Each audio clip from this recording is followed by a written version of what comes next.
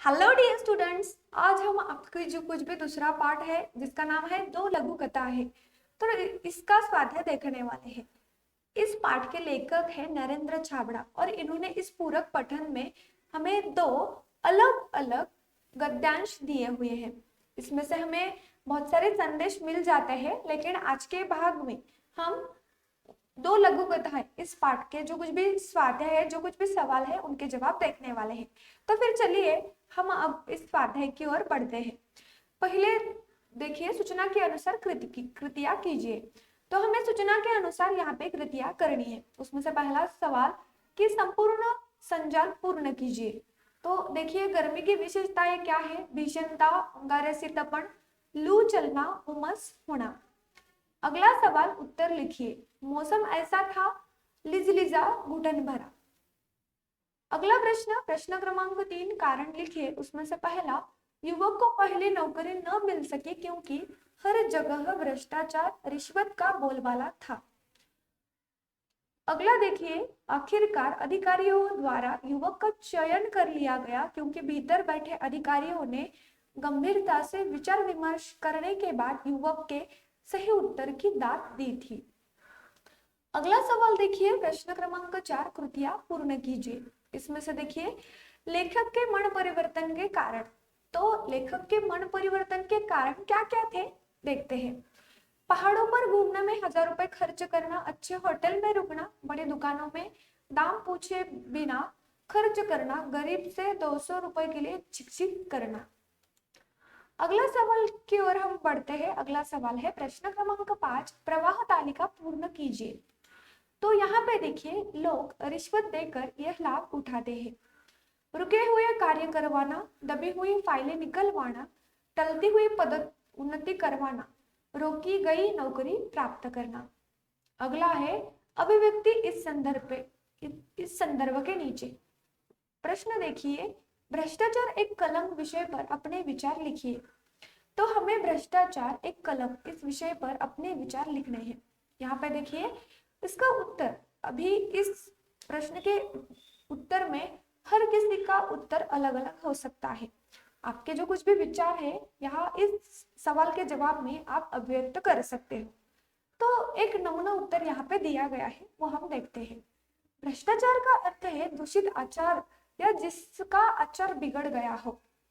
आज हमारे जीवन के हर क्षेत्र में भ्रष्टाचार व्याप्त है। आए दिन नेताओं के भ्रष्टाचार के समाचार आते रहते हैं। भ्रष्टाचार के आरोप में कितने नेता जेल काट रहे हैं। ये जनता के पैसे हड़प कर गए, पर इन्हें शर्म तक नहीं आती। आज हमारे देश में तेजी से भोगवादी संस्कृति फैल रही है। लोगों में रातों रात धनवान बनने का लालसा जोर पकड़ रहा है। चारों ओर धन बटोरने के लिए धोखाधड़ी, छल कपट किए जा रहे हैं। आए दिन ये न्यूज में भी हमें सुनने को मिलता है।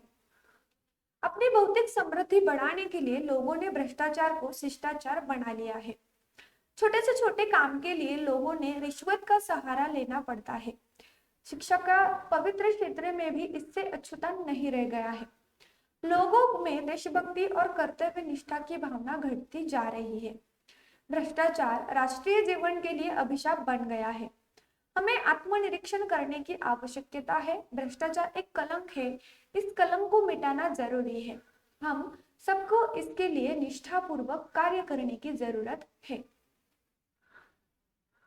तो यहाँ पे हमारा जो कुछ भी स्वाध्याय था वो तो समाप्त होता है, लेकिन इस स्वाध्याय के नीचे हमें भाषा बिंदु इस संदर्भ में बहुत सारे व्याकरण से संबंधित प्रश्न दिए गए हैं, वह भी हम देखते हैं। भाषा बिंदु में से पहला सवाल है, अर्थ के आधार पर निम्नलिखित वाक्यों के भेद लिखिए।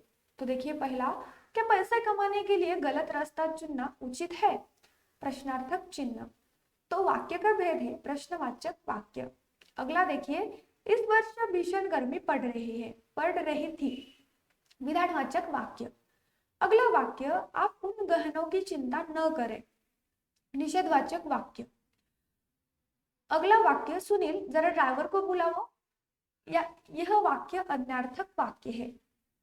पांचवा वाक्य देखिए, अपने समय के लेखकों में आप किन्हें पसंद करते हैं? तो इसका वाक्य का भेद है प्रश्नवाचक वाक्य। आगे देखिए, सैकड़ों मनुष्य ने भोजन किया, यह विधानवाचक वाक्य है। हाय कितनी निर्दयी हूं मैं, विस्मयादि बोधक वाक्य। काकी उठो भोजन कर लो, आज्ञार्थक वाक्य। और आखिरी, वाह कैसे सुगंध है, विस्मयादि बोधक वाक्य। और उसमें से भी आखिरी मतलब 10वां, तुम्हारी बात मुझे अच्छी नहीं लगी, निषेधवाचक वाक्य। अगला सवाल भाषा बिंदु से कि कोष्टक के सूचना के अनुसार निम्न वाक्यों में अर्थ के आधार पर परिवर्तन कीजिए। उसमें देखिए थोड़ी बातें हुई, निषेधार्थक वाक्य। उत्तर देखिए थोड़ी भी बातें नहीं हुई। अगला, मानो इतना ही बोल सकी, प्रश्नार्थक वाक्य। क्या मानो इतना ही बोल सकी, प्रश्नवाचक चिन्ह। अगला, मैं आज रात का खाना नहीं खाऊंगा, यह विधानार्थक, इसे हमें विधानार्थक वाक्य में रूपांतरित करना है। मैं आज रात का खाना खाऊंगा। अगला देखिए, गाय ने दूध देना बंद कर दिया, इसे हमें विस्मयादि बोधक वाक्य में रूपांतरित करना है। तो वाक्य देखिए, अरे गाय ने दूध देना बंद कर दिया। अगला वाक्य, तुम्हें अपना ख्याल रखना चाहिए, यह अज्ञार्थक वाक्य है। तो यहाँ पे देखिए, तुम अपना ख्याल रखो। अगला सवाल भाषा बिंदु से तीसरा सवाल, प्रथम इकाई के पाठों में से अर्थ के आधार पर विभिन्न प्रकार के 5 वाक्य ढूंढकर लिखिए। तो पहला वाक्य देखिए, करामत अली इधर 2-4 दिनों से अस्वस्थ था, विधानवाचक वाक्य। अगला वाक्य, इन्हें मरीज से हमदर्दी नहीं होती, निषेधात्मक वाक्य। तीसरा वाक्य, तो उसकी सजा इसे लाठियों से दी गई, प्रश्नवाचक चिन्ह, तो इसका मतलब है प्रश्नवाचक वाक्य। अगला चौथा वाक्य, जाओ लक्ष्मी का राशन ले आओ, यह अज्ञार्थक वाक्य है। और पांचवा वाक्य देखिए, पांचवा वाक्य क्या कहता है, हे ईश्वर अगर मेरी दूसरी टांग भी तोड़नी हो तो जरूर तोड़े, मगर इस जगह जहां मेरे कोई न हो। तो इसमें इच्छावाचक वाक्य है। अगला सवाल क्रमांक 4, रचना के आधार पर वाक्यों के भेद पहचान कर क्वेश्चन में लिखिए। पहला वाक्य, अधिकारियों के चेहरे पर हल्की सी मुस्कान और उत्सुकता छा गई। उत्तर सरल वाक्य। हर ओर से अब वह निराश हो गया, यह भी सरल वाक्य है। अगला, उसे देख देख बड़ा जी करता कि मौका मिलते ही उसे चलाओ, यह मिश्र वाक्य है। अगला वाक्य, वह बूढ़ी काकी पर झपटी और उन्हें दोनों हाथों से झटक कर बोली, यह संयुक्त वाक्य है। पांचवा वाक्य, मोटे तौर पर 2 वर्ग किए जा सकते हैं, यह भी सरल वाक्य है। अगला, अभी समाज में चल रहा है क्योंकि लोग अपनी आजीविका शारीरिक श्रम से चलाते हैं, यह संयुक्त वाक्य है। अगला प्रश्न क्रमांक 5, रचना के आधार पर विभिन्न प्रकार के 3-3 वाक्य पाठों से ढूंढकर लिखिए। सरल वाक्य, आज उसे साक्षात्कार के लिए जाना है। अगला, अब तक उसके हिस्से में सिर्फ असफलता ही आई थी, रिश्वत भ्रष्टाचार की बहन है। संयुक्त वाक्य में देखिए, अधिकारियों के चेहरे पर हल्की सी मुस्कान आई और उत्सुकता छा गई। व्यक्ति समाज को कम से कम देने की इच्छा रखता है, लेकिन समाज से अधिक लेने की इच्छा रखता है। विषमता दूर करने में कानून भी कुछ मदद देता है, परंतु कानून से मानवोचित गुणों का विकास नहीं हो सकता। आखिरी मिश्र वाक्य में देखिए, भ्रष्टाचार एक ऐसा कीड़ा है जो देश को घुन की तरह खा रहा है। वह जानता था कि यहाँ भी उसका चयन नहीं होगा। संपत्ति तो वे ही चीजों हो सकती है जो किसी न किसी रूप में मनुष्य के उपयोग में आती है। और इस तरह से हमारे इस दूसरे पाठ का स्वाध्याय खत्म होता है। अगर आपको इस संपूर्ण स्वाध्याय में कोई दिक्कत हो, कोई परेशानी हो या कोई संदेह हो तो आप कमेंट में पूछ सकते हैं। और इसके अलावा आप हमारा जो कुछ भी ऑफिशियल नंबर है उस पर मैसेज के स्वरूप में पूछ सकते हैं। तो बच्चों, अगर आप हमारे चैनल पे नए हो तो जल्द से जल्द हमारे चैनल को सब्सक्राइब कीजिएगा ताकि आप इसी तरह से वीडियोस देख सके।